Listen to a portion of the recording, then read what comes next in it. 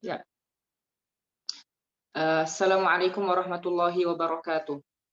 Alhamdulillahirabbil alamin. Alhamdulillah alladzi amarana bil ittihadi wal wahdah. Wassalatu wassalamu ala nabiyyina Muhammadin khairil bariyah wa ala alihi wa sahbihi wa mawalah. La haula wala quwata illa billah, amma ba'du. Teman-teman peserta kajian kisah ya. Ini panjangnya saya lupa. Kajian kisah. Kajian tafsir Al-Quran dan hadis yang diselenggarakan oleh teman-teman ION, Islamic Organization of Mathematics and Natural Sciences, UNED, wabil khusus Mas Ketua, Mas Faizal. Mas Faizal, panggilannya Mas Faizal ya? Salim, Ustaz. Oh, Salim. Iya. Salim dan seluruh teman-teman pengurus serta seluruh teman-teman mahasiswa yang ikut menyempatkan hadir pada kajian kita pada pagi hari ini. Alhamdulillahirabbil alamin, Allah Subhanahu wa taala memberikan kita nikmat sehingga kita dapat berkumpul bersama secara virtual di room Zoom ini. Tentu tidak ada yang menggerakkan hati kita untuk bisa mengikuti kajian, untuk bisa belajar, untuk bisa tafakuh selain Allah Subhanahu wa taala.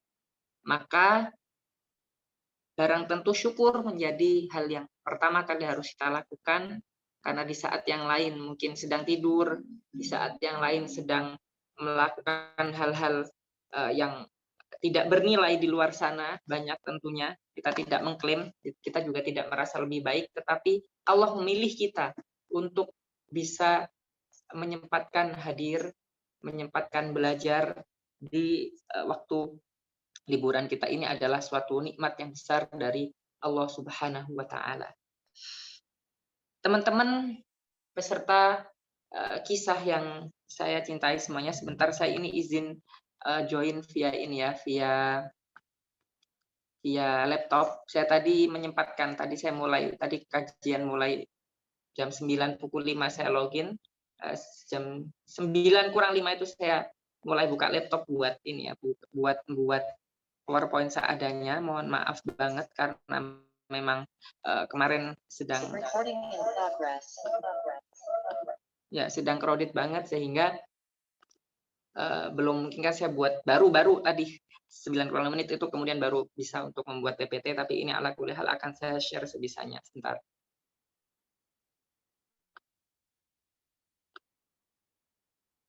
Ya, share screen saya sudah kelihatan ya teman-teman ya? Ya, sudah. Oke, sudah ya. Ya besarnya ini. Ini sama sekali belum ini ya, baru kelar, benar-benar baru kelar.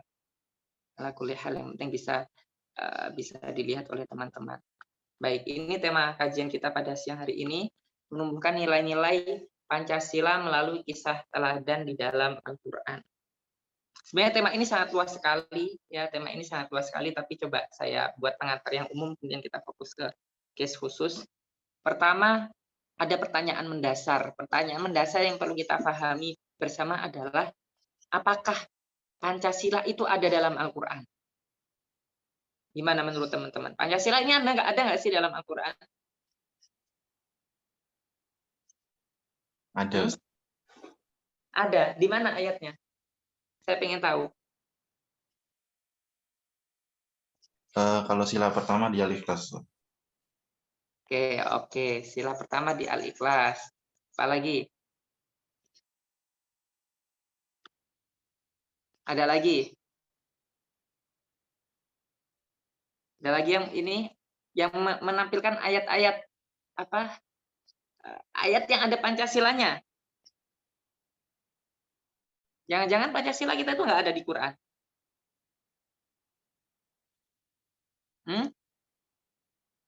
Gimana dong? Iya, benar. Pancasila itu nggak ada teman-teman ya di Al-Quran ya.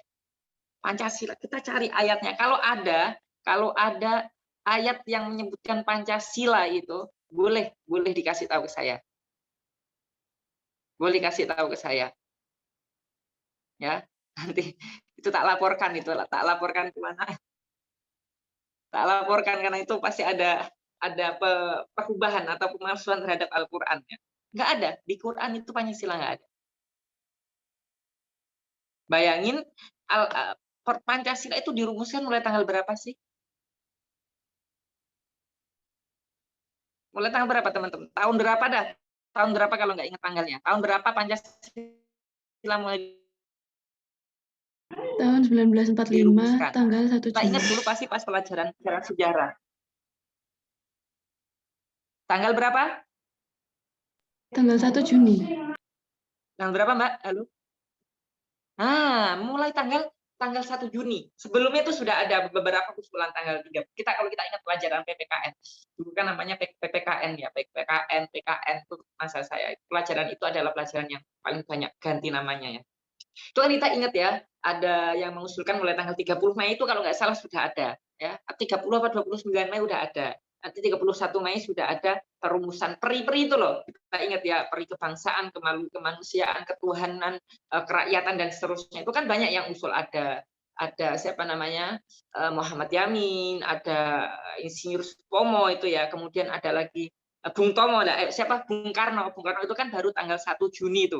1 Juni itu kan diusulkanlah Pancasila yang awalnya cuma peri-peri itu jadi rumusan yang lebih mendekati dengan sekarang ya, kayak kebangsaan Indonesia, kemudian internasional atau peri kemanusiaan, kesejahteraan sosial, ketuhanan yang Maha Esa itu kan diusulkan oleh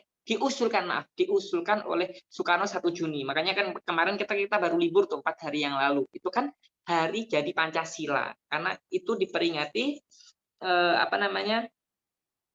diperingati dengan usulan siapa itu namanya, Bung Karno ya. Bung Karno ketika mengusulkan rumusan Pancasila itu. Tapi kan baru ditetapkan itu kan tanggal 18 Agustus 1945. Artinya baru tahun 45 Pancasila itu ada. Maka istilah Pancasila pun tentu tidak ada dalam Al-Qur'an. Tapi kan kita nggak melihat istilahnya. Ya, kita nggak melihat istilahnya. Pertanyaan mendasar kedua adalah apakah Pancasila itu ada yang menyamakan dengan Al-Qur'an? Saya tanya, Muslim ada nggak orang Islam yang kemudian menyamakan Pancasila dengan Al-Qur'an? Tentu nggak ada. Yang ada Al-Qur'an itu adalah sebagai dasar dari umat Islam, sebagai Muslim, Pancasila itu sebagai warga negara. Nggak ada yang benar, nggak ada yang menyamakan tuh mana Al-Qur'an, mana Pancasila, itu berbeda. Dan pertanyaan terakhir adalah ketika Pancasila tidak ada dalam Al-Qur'an, pertanyaannya kan itu kan masalah ada dan itu kan masalah merek. Pancasila ada sebagai dasar itu kan sebagai merek kan. Masalahnya poin-poin yang ada dalam Pancasila. Ya, dari 5 sila itu, adakah salah satu sila yang bertentangan dengan Al-Qur'an? Itu pertanyaan intinya. Ada nggak salah satu sila dari Pancasila kita itu yang bertentangan dengan Al-Qur'an? Kalau ada teman-teman boleh langsung up sekarang. Saya pengen tahu ayat yang bertentangan dengan Al-Qur'an. Ayat Al-Qur'an yang bertentangan dengan Pancasila. Boleh sekarang di up sekarang juga yang punya ayatnya. Ada? Atau nanti mungkin kita simpan. Ya, kita simpan ditanya jawab. Silakan teman-teman yang punya ayat barangkali. Wah, ayat ini kayaknya bertentangan deh Ustaz dengan Pancasila. Dengan sila yang mana coba dicari ya. Bentar, ini kok nggak gerak PPT saya sebentar.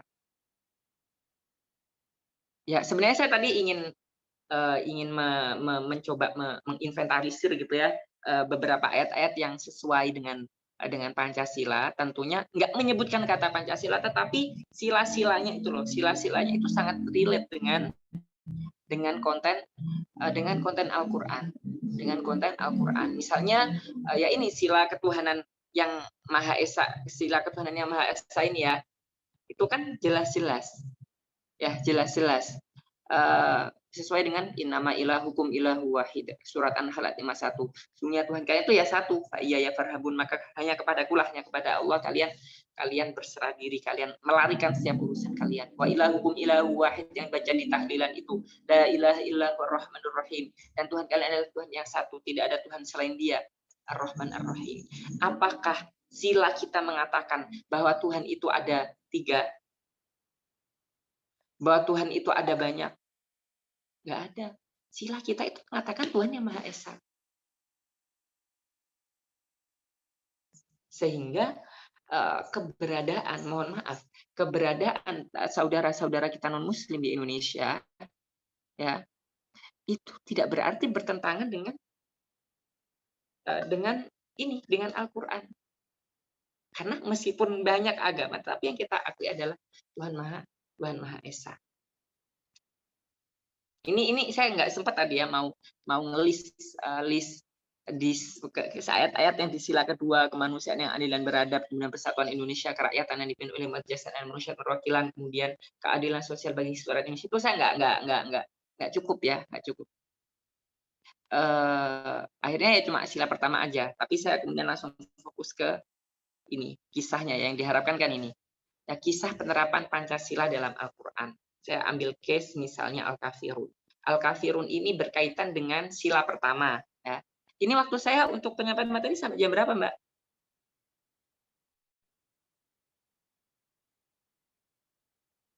Halo? Untuk penyampaian materi sampai jam berapa kira-kira, Mbak?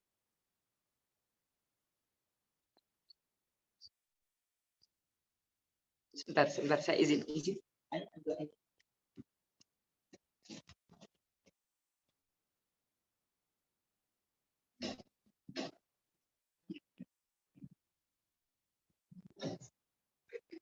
Ya, Mbak MC, Mbak Moderator, jam berapa kita penyampaian materi?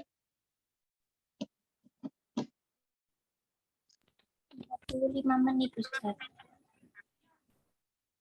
Jam berapa? 10.15. Oh, 10.15. Oke, baik. Ya. Nah, surah Al-Kafirun ini, ya surah Al-Kafirun ini, bentarlah nanti kita coba saya tanya analisisnya teman-teman. Ini kan kaitannya begini. Jadi ketika orang-orang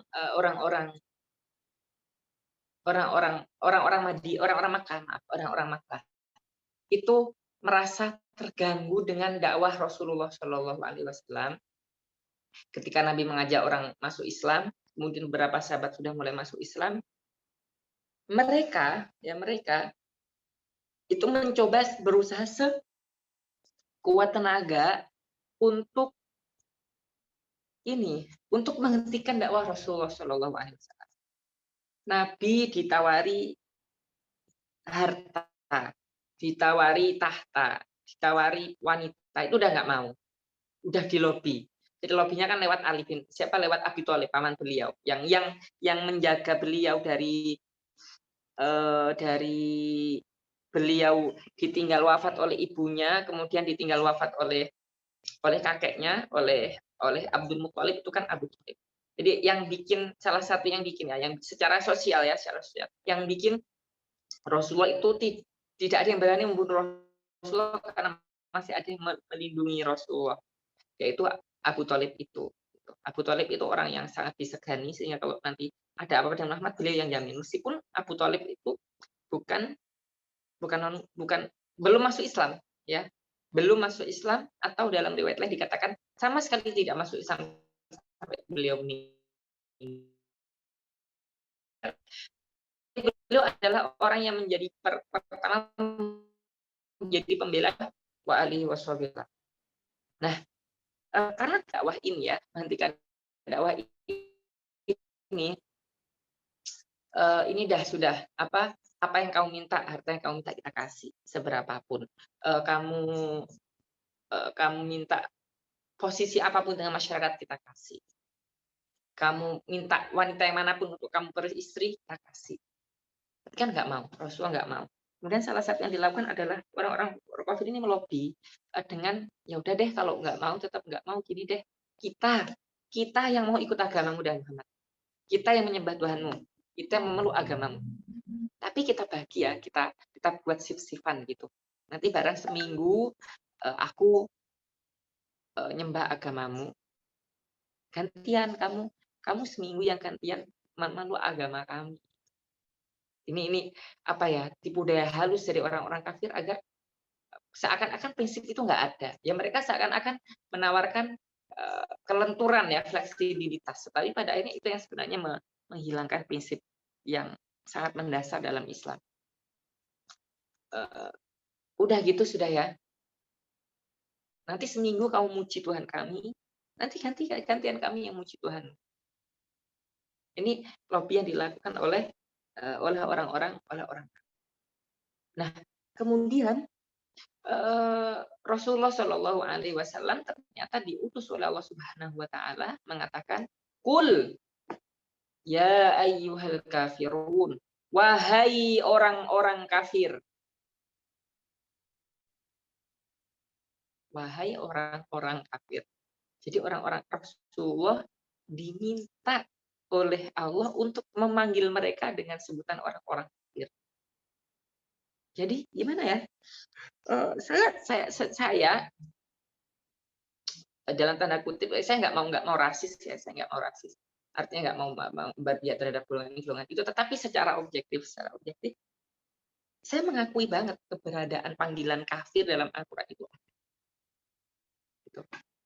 Kalau orang Yahudi misalnya menyebut orang Islam sebagai Amalek, kemudian orang Kristen menyebut orang-orang di luar agama mereka, termasuk Islam, sebagai domba yang tersesat. Itu kan biasa aja gitu. Kita kan biasa aja, ya udah, ya bodo amat gitu kan, biar aja gitu. Tapi kenapa ketika orang Muslim yang mengatakan kafir terhadap orang non Muslim dalam konteks internal loh ya, dalam konteks kita bahas kayak gini, menyebut orang-orang Nasrani, orang-orang Kristen, orang-orang Buddha, orang-orang Hindu itu sebagai orang kafir, kenapa jadi bermasalah? Dan Rasulullah pun ini itu kalian hafal ya, tentu kalian semua hafal ayatnya. Rasul itu manggil orang-orang kafir ya sebutan sebagai orang-orang kafir. Karena dalam urusan akidah kita mesti tegas juga. Uli ayat wahai Muhammad, katakan, wahai orang-orang kafir, la a'budu ma ta'budun, aku nggak mau menyembah apa yang kalian sembah. Wala antum a'buduna ma a'budu, dan kalian juga tidak akan menjadi penyembah apa yang aku sembah. Saya juga tidak akan pernah menjadi penyembah apa yang kalian sembah. Itu kan terulang 2 kali. Lakum dinukum waliyadin, kata Rasulullah. Untukmu agamamu, bagimu agamamu, bagiku agamaku. Agamamu ya agamamu, agamaku agamaku. Silahkan, it means silahkan kalian. Lakum dinukum itu menunjukkan toleransi. Ya, menunjukkan toleransi kalian, bagi kalian agama kalian, silahkan kalian beragama sesuai dengan keyakinan kalian. Ya, saya beragama sesuai dengan agamaku. Yang mau ikut agamaku ya silahkan, yang ikut agama kalian ya silahkan. La ikroha fiddin, tidak ada paksaan dalam agama. Kalau nggak salah Paus Agustinus ya yang sempat bilang, wah la ikroha fiddin itu kan ayat ini aja, ayat basa-basi doang, gitu, lip service doang. Karena ayat la ikroha fiddin itu diturunkan ketika Muhammad ada di Mekah. Maklum ketika di Mekah itu dia nggak punya kekuatan, orang Islam nggak punya kekuatan sedikit ya. Muhammad tinggal bilang la ikroha fiddin. Begitu udah pindah ke Madinah, sudah punya banyak kekuatan. Ayatnya berbunyi waqatilul musyrikina kafah. Perangilah orang-orang musyrik semuanya, kata Paus Agustinus. Lah, tidak seperti itu. Justru ayat la ikraha fiddin itu la ikraha fiddin qad tabayyana rusydu minal ghayy faman yakfur bit-taghut itu terdapat di surat apa sih teman-teman? Saya tanya. Pasti kalian sering dengar juga. Atau mungkin ada yang jadi wirid harian surat. Al-Baqarah. Al-Baqarah itu ayatnya persis ada di bawahnya ayat kursi. Man dzalladzi yashfa'u indahu illa bi'idnihi 'alamu ma baina aydihim wa ma khalfahum wa la yuhituna bi syai'in min 'ilmihi illa bima syaa' wasi'a kursiyyuhu samawati wal arda wa la ya'uduhu hifdhuhuma wa huwal 'aliyyul 'azim. La ikraha fid-din. Tidak ada paksaan dalam agama. Al-Baqarah itu semuanya sepakat, semua ulama sepakat, dan ini terekam dalam banyak hadis bahwa Al-Baqarah itu turunnya di Madinah ketika orang-orang Islam sudah banyak, sudah punya kekuatan, sudah bisa menyerang mereka. Tapi prinsipnya Islam tetap la ikroha fiddin. Ya, tetap la ikroha fiddin. Ya. Sebentar ya, sebentar ini saya harus sebentar banget chat balas pesan penting sebentar. Oke, baik, kita lanjut ya, sambil kita lanjut. Oke.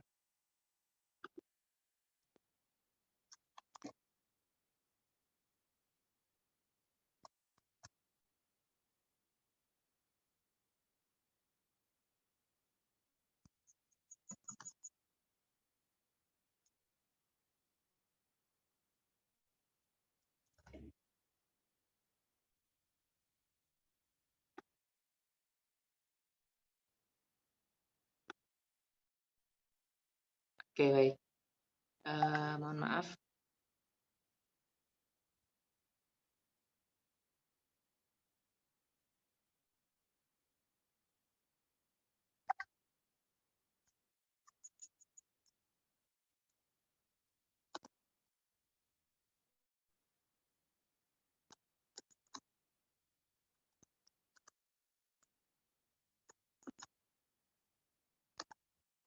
Oke, baik ya, maaf. Saya mana tadi ya teman-teman? Oh iya, la ikraha fiddin ya, la ikraha fiddin. Bahwa ayat ini turun di Madinah ketika umat Islam sudah punya power sebenarnya untuk melakukan perang, itu sudah punya power. Tapi Allah tetap menegaskan nggak ada paksaan perang agama. Dan itu berlaku sampai sekarang. Ya. Jadi ada Al-Kafirun itu yang menunjukkan bukan fanatik ya, komitmen atau konsisten terhadap agama, sekaligus menolak kan ya kamu agama bagimu agama. Dan itu yang kemudian diterapkan oleh umat Islam sampai sekarang, umat Islam yang benar. Ya. Nah, berikutnya kisah pembelaan terhadap Yahudi. Maksudnya begini. Stop share agak nyaman saya. Jadi dari tafsir Kemenak bahwa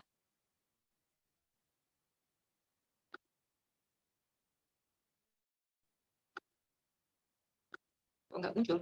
Sharing saya sudah muncul belum teman-teman? Sudah, Ustaz.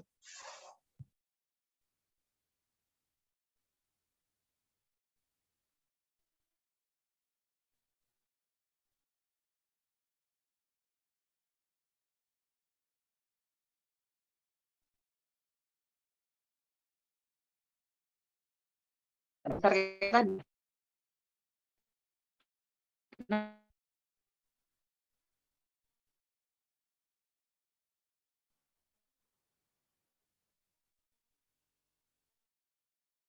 Belum muncul lagi ya. Dan itu berpihak kepada kebenaran.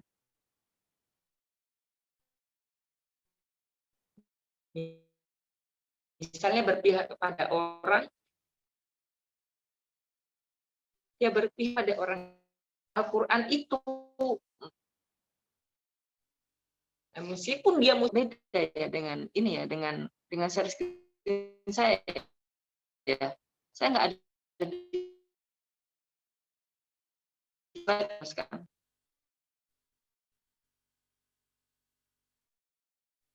Oh, ini Yahudi. Hatta orang Yahudi. Orang Yahudi kalau benar, ya sama Al-Quran dibel.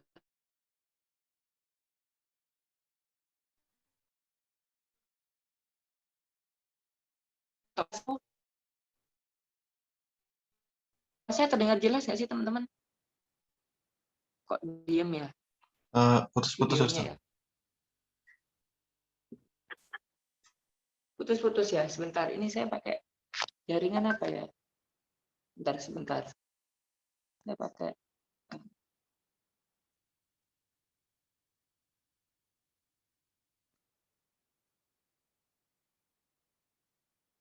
pakai jaringan apa ini? Oh, saya bentar, saya ganti jaringan dulu.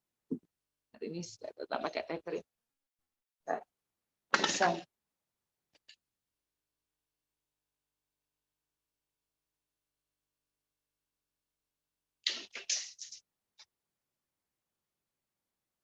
Bentar.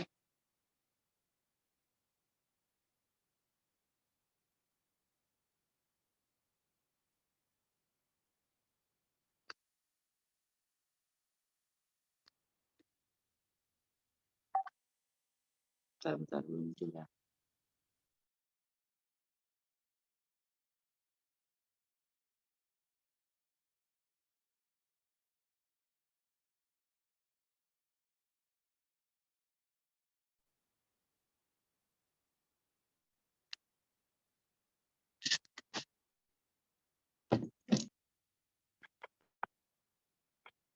Bismillah, bismillah. Sekarang lebih lancar ya. Halo? Iya, Ustadz. Oke, baik. Ya, kita kembali ke sini. Bahwa Al-Quran itu berpihak kepada kebenaran. Meskipun dia Yahudi, meskipun dia non-Muslim, kalau benar dibela oleh Al-Quran. Ini adalah salah satu ayat, ya, salah satu ayat yang kalau diterjemahkan letterlet itu agak sulit. Ya, wala takun, akhir ayatnya nih. Wala takun lil khainina khosima. Wala takun lil khainina khosima. Wala, dan janganlah takun menjadi lil khainina, bagi orang-orang yang berkhianat, khosima, sebagai penentang. Ini apa ini maksudnya ayatnya ini? Jangan menjadi penentang bagi orang-orang yang berkhianat, kita harus berpihak dong. Enggak, maksudnya bukan seperti itu. Kita baca terjemah ini, terjemah tafsiriyahnya, terjemah versi tafsiriyah Kemenak. Sesungguhnya kami telah menurunkan kitab kepadamu, nazalna ilaikal kitab bil haq, dengan membawa kebenaran, membela kebenaran, supaya kamu mengadili di antara manusia, litahkum bainan nasi bima araqallah, dengan apa yang Allah telah wahyukan kepadamu dalam Al-Qur'an. Dan janganlah kamu menjadi penentang, ya, kepada orang yang tidak bersalah. Jangan menjadi penantang bagi orang yang tidak bersalah karena membela orang-orang yang berkhianat. Ayat ini turun berkenaan dengan seorang yang namanya Tu'mah. Tu'mah ini karena punya masalah dengan seorang Yahudi. Tu'mah ini Muslim. Ya, Muslim. Dia mencuri seorang barang milik Muslim, tapi barang curian itu ditaruh di rumah orang Yahudi untuk memfitnah. Tu'mah nggak ngaku kalau dia ketahuan mencuri. Nah, kemudian Tu'mah ngajak para kerabat-kerabatnya, saudara-saudaranya, bilang kepada Nabi, ya, agar saudara-saudara Tu'mah juga Muslim. Saudara-saudara Tu'mah yang Muslim, dan Tu'mah ini datang kepada Nabi karena Tu'mah dituduh mencuri, padahal dia enggak, yang mencuri adalah Yahudi itu difitnah gitu ya. Nah, akhirnya kemudian Nabi mau membenarkan tuduhan Tu'mah kepada Yahudi itu. Orang Yahudi mau dipanggil, mau dihukum, akhirnya turunlah ayat ini.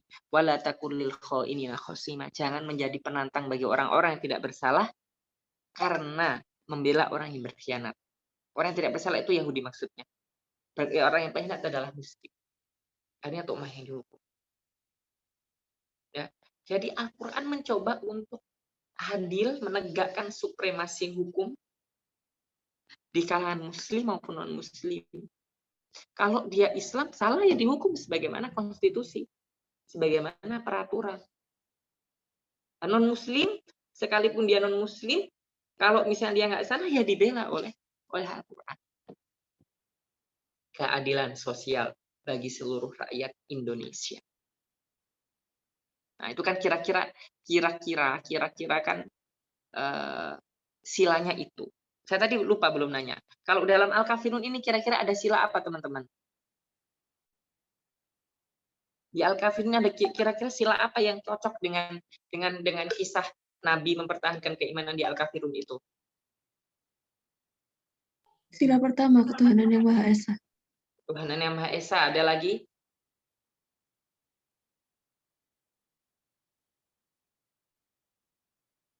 ketuhanan saja ya. Ketuhanan saja ya. Oke, baik.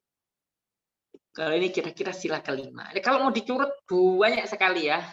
Banyak sekali ayat-ayat yang membicarakan nanti tentang Pancasila. Kisah-kisahnya, kalau kisah tentang ketuhanan ya di sila pertama, kisah-kisah kemanusiaan yang adil dan beradab ya di sila kedua itu ya nanti banyak kisahnya, banyak ayatnya. Oh, kalau yang tadi berarti yang ini nih Tukmah ini kira-kira sila kedua apa sila kelima?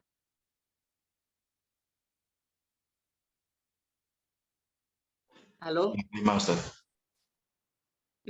Kedua apa kelima? Keadilan sosial atau kemanusiaan yang adil dan beradab?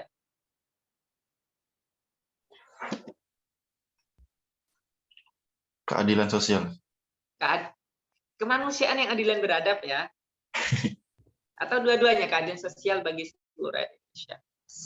Kalau menurut saya lebih ke, meskipun bisa dua-duanya tapi lebih ke sila kedua. Jadi ini masalah kemanusiaan yang harus sama-sama ditindak adil ketika melakukan kebenaran dan kesalahan. Kalau keadilan sosial itu lebih ini ya, saya melihatnya lebih ke kesejahteraan gitu ya.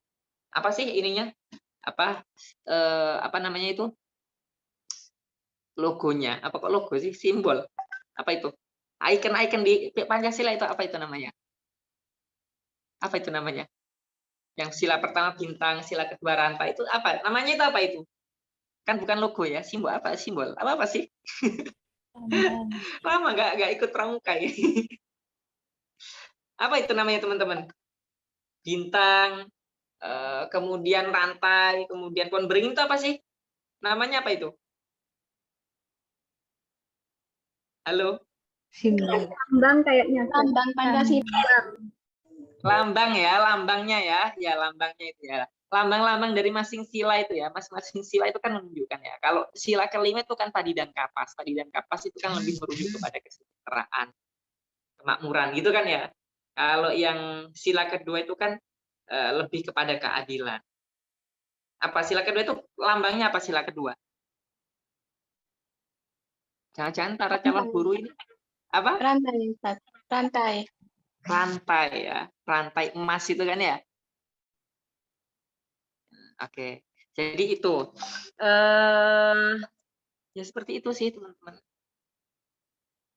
Itu kira-kira silanya berarti sila kedua kemanusiaan yang adil dan beradab. Berikutnya adalah ini cukup ya kisah dalam Al-Quran. Nah, ada satu hal yang menurut saya menarik dalam Al-Quran. Ini saya ambil dari paper saya juga. Ini paper saya ini saya ajukan ke mana? Ke salah satu jurnal Scopus ya. Doanya semoga lolos ya. Ya versi bahasa Inggrisnya tentunya yang saya ajukan tentang apa sih? Bentar, saya lupa judulnya. Sebenarnya tentang konsep takiyah ya. Konsep takiyah, tetapi itu dibaca dalam konteks kenegaraan, dalam konteks persatuan agama, kemudian persatuan rakyat gitu. Apa sih judulnya saya? Reinventing konsep takiyah gitu ya, dalam mewujudkan toleransi beragama. Ini saya ambil dari paper saya itu. Doakan semoga lolos lah ya di Scopus. Ini jurnal saya. Teman-teman sudah ada yang publikasi di sini? Sudah ada yang suka publikasi? Cek. Siapa?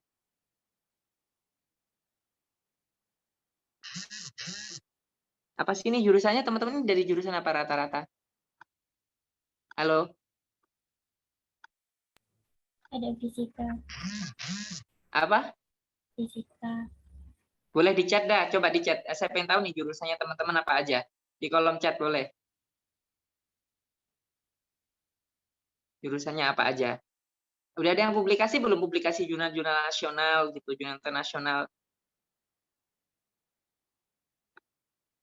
Masih belum pernah, Ustaz. Belum pernah ya? Iya, itu penting ya teman-teman ya.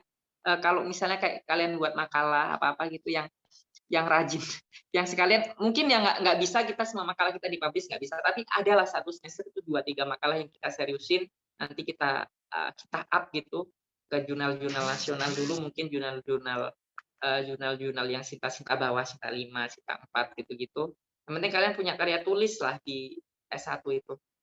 Nanti biar mudah ya kalau mau kerja atau kalau mau lanjut S2 itu kalau punya publikasi lebih lebih mudah.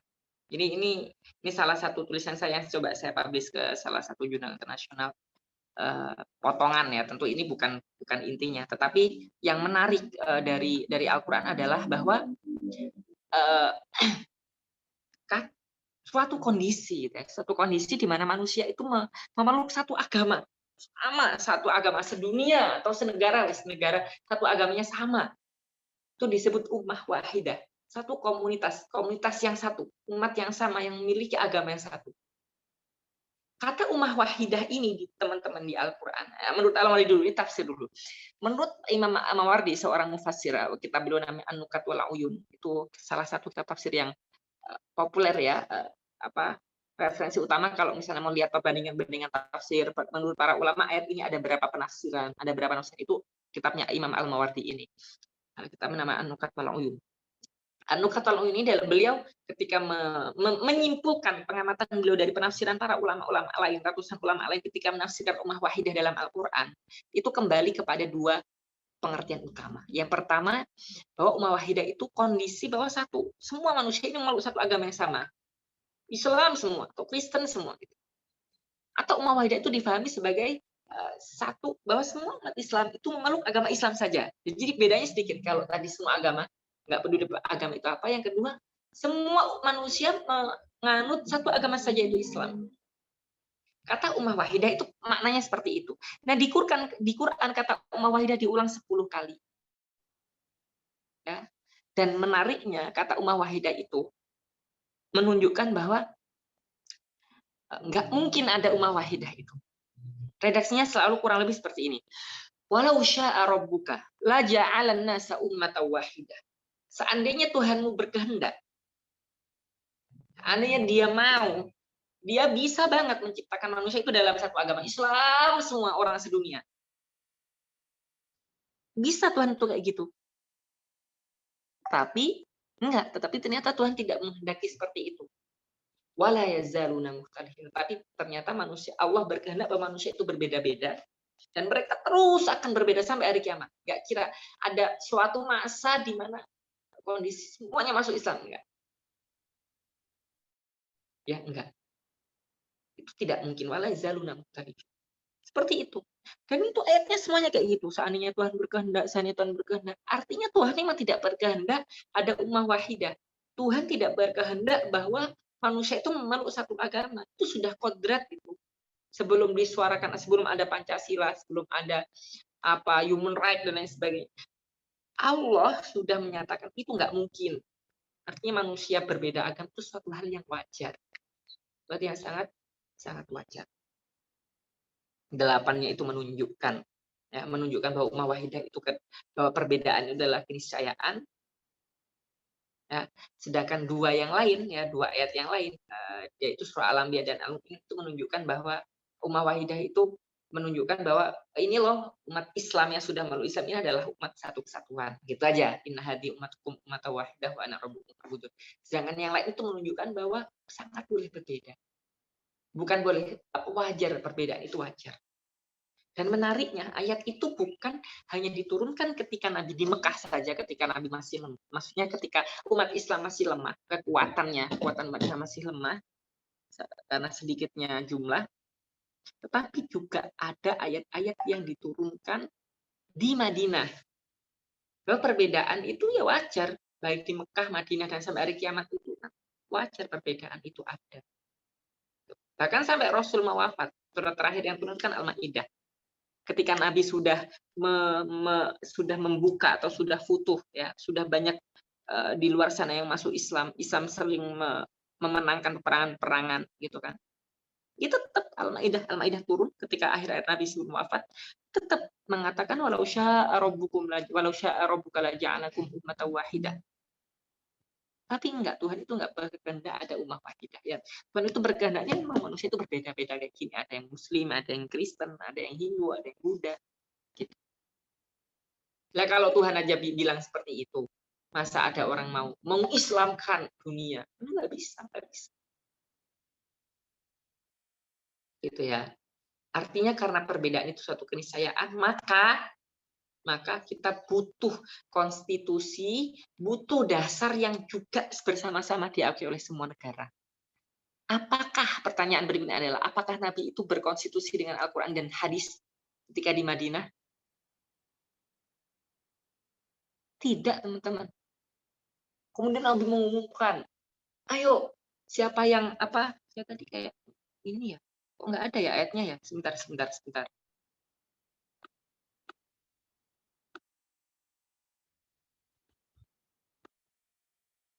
Saya tadi kayak menginikan ayat gitu loh. Beberapa ayat yang bertentangan dengan, seakan bertentangan dengan itu. Oh ini nih, kelewat tadi. Oke, nggak apa. Sebentar. Ya, jadi Nabi itu berkonstitusi tidak semata-mata dengan dengan Quran hadis. Al-Quran dan hadis itu kan yang percaya hanya umat Islam, toh. Yang mengimani Al-Quran hadis kan umat Islam. Di luar umat Islam tidak percaya Al-Quran dan hadis sebagai dasar kehidupan mereka. Maka dibutuhkanlah satu satu konstitusi, satu peraturan yang memang itu diakui oleh muslim dan non muslim. Dan para pendiri bangsa kita itu kemudian menyebutnya dengan Pancasila. Nabi pun seperti itu. Nabi itu ketika membuat peraturan yang mau diberlakukan kepada muslim dan non muslim, ya nggak pakai Al-Quran hadis, tapi pakai namanya Piagam Madinah, Charter of Madinah. Ini diakui oleh sarjana Barat. Ini adalah first constitution, first written constitution of the world. Konstitusi tertulis pertama di dunia ya Piagam Madinah ini. Dia nulis para sarjana-sarjana Barat. Luar biasa. Apa itu isinya Piagam Madinah? Besarkan ya. Besarkan dikit. Pertama, pembentukan umat dulu. Pembentukan komunitas, pembentukan warga negara. Pasal itu kan kayak berpasal-pasal gitu. Sudah luar biasa. Itu 1400 tahun yang lalu, teman-teman. Sudah muncul pencapaian yang luar biasa dalam urusan konstitusi, dalam urusan tata negara. Mereka adalah satu masyarakat tunggal yang berada di masyarakat lain. Pada intinya dalam pasal itu Nabi membuat komunitas warga negara bahwa Madinah itu muslim dan non muslim, ya. Muslim dan non muslim itu sama-sama bagian dari satu masyarakat, satu warga negara, yaitu Madinah. Siapa saja sih yang di Madinah itu, ummah wahidah yang di Madinah itu adalah kaum Muhajirin, kaum Ansor. Nah, berikutnya ada poin-poin dari Piagam Madinah. Ini Piagam Madinah itu tentu sebuah hadis yang dibuat oleh Rasulullah SAW. Bukan hadis qauli. Jadi hadis itu jangan dianggap Rasulullah bersabda ini. Enggak semuanya hadis itu qauli ya teman-teman ya. Rasulullah bersabda begini. Enggak. Hadis itu ada yang fi'li, ada yang takriri, ya. Ada yang fi'li. Ada yang ucapan Rasulullah bersabda barang siapa, misalnya Rasulullah bersabda akunna imanan, Rasulullah bersabda bunyal Islam ala khamsin. Itu namanya hadis fi'li, hadis qauli. Hadis fi'li itu adalah hadis yang diperbuat oleh Rasulullah. Kayak gini nih, Rasulullah kan melakukan sesuatu. Ini namanya juga hadis. Nah, saya kalau mau diceritakan panjang nanti jadinya hadis. Saya ambil kontennya saja. Konten yang sudah dianalisis ini dianalisis dalam sebuah artikel ilmiah. Tentang hak asasi manusia. Nah, jadi pasal 2 sampai pasal 10 itu berbicara tentang hak asasi manusia. Bahwa setiap kelompok, setiap taifah, setiap kalangan, setiap suku yang tinggal di Madinah itu dapat membayar tebusan dengan baik, secara baik dan adil di kalangan orang-orang yang beriman. Umat Madinah itu terbebas dari tekanan apapun. Tekanan orang lain, nggak boleh ada orang yang saling menekan satu dengan yang lain. Kaum Muhajirin, dari Quraisy, kemudian Banu Auf, Bani Sa'idah, Banu Haris, Banu Jusham, Banu Najjar, Banu Amri, dan seterusnya itu. Ini masih bani-bani ini masih banyak non muslim. Tapi mereka mengakui, Nabi di Piagam Madinah sudah mengakui bahwa setiap orang punya hak kebebasan mereka masing-masing, tidak boleh ditekan oleh orang lain. Ya, baru persatuan agama-agama ya. Persatuan agama-agama itu maksudnya saling bersatu, bukan dalam agamanya, tetapi dalam mewujudkan kehidupan yang baik. Ya, orang-orang Muslim Madinah harus saling bantu, saling melindungi, saling tolong-menolong, menyantuni fakir miskin. Pun demikian, orang-orang Muslim Madinah ya dilarang membantu orang-orang kafir dalam memerangi umat Islam. Ya, atau dilarang bantu orang-orang kafir yang ingin menghancurkan Islam.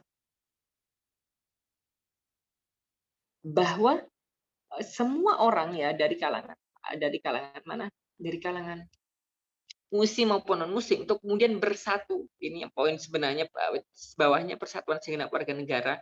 Nah, muslim maupun non muslim bersatu, mereka punya hak yang sama untuk mendapatkan perlindungan dan bersatu untuk memerangi kalau ada orang yang akan memerangi Madinah. Kalau ada orang Yahudi diperangi orang di luar Madinah, Muslim membantu. Kalau ada orang Muslim yang mau diperangi oleh orang kafir di Madinah, Yahudi juga membantu. Itu perjanjian Madinah. Setiap penyerangan musuh terhadap Muslim, maka umat Muslim harus bersatu melawan kezaliman musuh tersebut. Tanpa ada persatuan, maka Muslim akan tercerai-berai. Ini poinnya tidak utuh ya, tidak saya capture utuh. Sebenarnya dari lanjutan pasal 16 sampai 23 ini masih. Oh itu yang atas itu ya. Orang Yahudi di luar Muslim itu berhak mendapatkan perlindungan, mendapatkan perlakuan layaknya orang-orang yang beriman. Ya. Sama-sama dibela, sama-sama didukung ketika mendapatkan ancaman dari luar. Ada golongan minoritas, kemudian ada tugas warga negara, ada banyak poin-poinnya di Madinah. Ini panjang sekali. Diterjemahkan dalam banyak bahasa oleh para sarjana. Dan Imam At-Tabari misalnya juga juga melakukan ulasan yang pas untuk piagam Muslim ini. Kemudian golongan minoritas misalnya. Di pasal 24 sampai 35 itu warga negara Madinah termasuk orang-orang Yahudi itu harus sama-sama ikut memikul biaya negara. Ya. Jadi ada istilah jizyah. Kebutuhan negara itu ditanggung bersama-sama oleh umat. Ya, warga negara menanggung kehidupan rakyatnya. Tapi kebutuhan negara itu juga dipikul oleh rakyat. Ya, kalau kita mungkin sekarang semacam ada pajak tertentu gitu ya. Saya tidak mau berpanjang lebar apakah pajak itu boleh apa enggak. Tetapi bahwa model-model seperti itu, model jizyah kayak gitu itu sudah ada di masa Nabi gitu. Tentu dengan format yang sangat berbeda dengan sekarang, sehingga banyak yang kemudian mengharamkan dan lain sebagainya.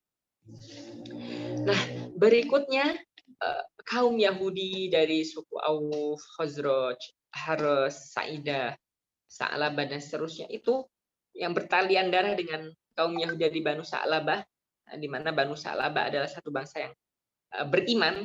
Ya. Maka orang-orang Yahudi itu bebas memikul agamanya, meskipun dari suku-suku itu suku-suku minoritas dari kalangan Banu Sa'labah. Banu Sa'labah mayoritas Muslim, mayoritas mukmin, tetapi suku-sukunya bebas, kalian nggak harus satu suku masuk Islam semua, nggak. Kalau ada golongan minoritas yang tetap tidak Islam, silahkan. Kemudian tugas warga negara misalnya tidak boleh model-model konstitusi tugas warga negara harus saling membela kalau ada kejahatan yang diperbuat, saling mendukung, saling membela diri.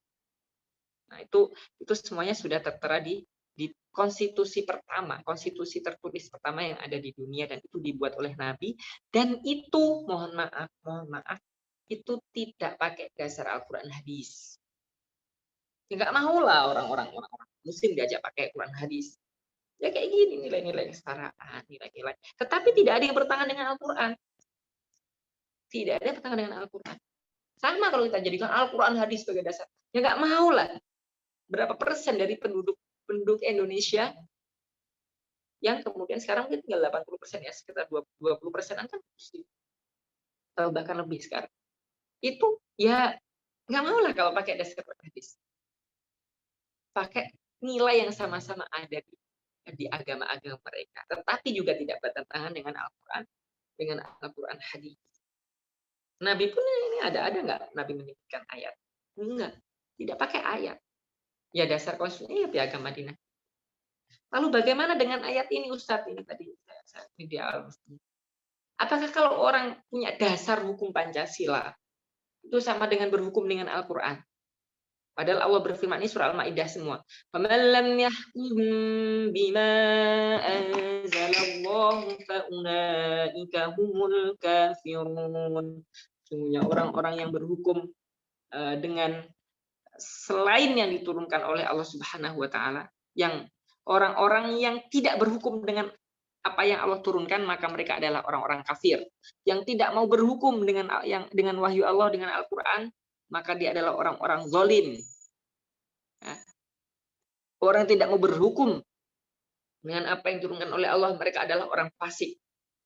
Nah, kira-kira kalau orang pakai dasar hukum Pancasila, kira-kira masuk yang mana? Kafir, fasik, atau zalim kalau dibaca ayat? Ini ayat yang harus hati-hati dibacanya ya teman-teman ya. Perpecahan pertama dalam Islam, muncul sekte pertama yang kemudian mengkafirkan sahabat Ali bin Abi Thalib, mengkafirkan banyak sahabat Rasulullah itu karena salah memahami ayat ini. Ketika sahabat Ali dan Muawiyah, golongannya sahabat Ali, pasukannya Ali dan pasukan Muawiyah ini berperang, ini sama Muslim. Karena ada masalah politik ya. Mereka berperang, kemudian di perang itu diambillah jalur diplomasi yang kemudian jalur diplomasi itu mengalahkan salah satu kelompoknya Ali. Nah, ketika kemudian ada orang yang tidak puas, wah ini hasil rundingannya ini tidak sesuai dengan Al-Quran. Al-Quran mestinya meniscayakan orang yang buat, orang yang memberontak itu mestinya dibunuh, ini kok malah dibiarkan. Kemudian mereka menggunakan ayat ini, wa man lam yahkum bima anzalallahu alaikum kafirun. Walhasil sahabat Ali yang paling ahli itu dalam bidang agama dan pasukan-pasukannya, dan sahabat Muawiyah juga punya pasukan para sahabat, itu dikafirkan semuanya oleh golongan Khawarij itu. Golongan yang bersikukuh ya bahwa cuma Quran dan hadis. Yang nggak pakai Quran hadis, mereka kafir, dolim, fasik, tauhid. Ya, jadi ayat ini mesti dipahami betul bahwa kafir, bahwa dolim di sini, fasik di sini tidak setekstual itu, seperti itu. Mungkin itu yang dapat saya sampaikan. Walhasil bahwa yang perlu kita tekankan adalah sila atau nilai-nilai dalam Pancasila kita, dalam setiap sila yang ada di Pancasila itu teman-teman, itu adalah hasil musyawarah panjang para tokoh bangsa yang menghendaki kebaikan untuk bangsa ini. Dan juga sudah ada unsur para ulama ya, para ulama yang juga ikut menyusun rumusan Pancasila.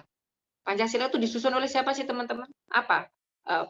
Penyusun Pancasila itu nyebutnya apa? Yang menyusun Pancasila itu siapa?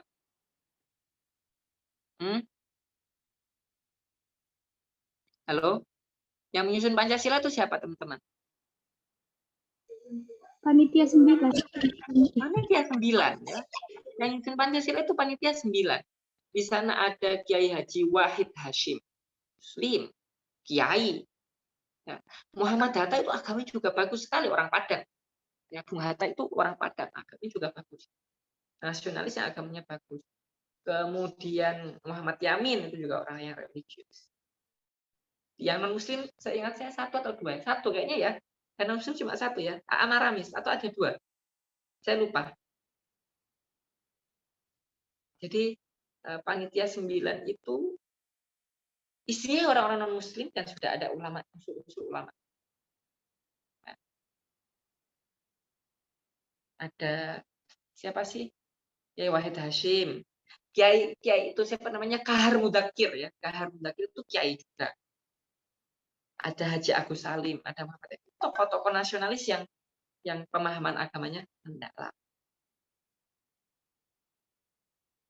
Abi Kusno itu kayaknya juga seorang muslim banget gitu. Yang siapa? Saya lupa. Yang kayaknya yang non muslim cuma satu kalau nggak salah ya, Aam Aramis itu. Yang lain saya ingat saya muslim. Dan tentu mereka sudah membawa kepentingan muslim yang terbaik untuk Indonesia. Mungkin itu yang dapat saya sampaikan, kurang lebihnya mohon maaf. Kita sambung dengan sesi berikutnya berarti ya Mbak ya. Silahkan.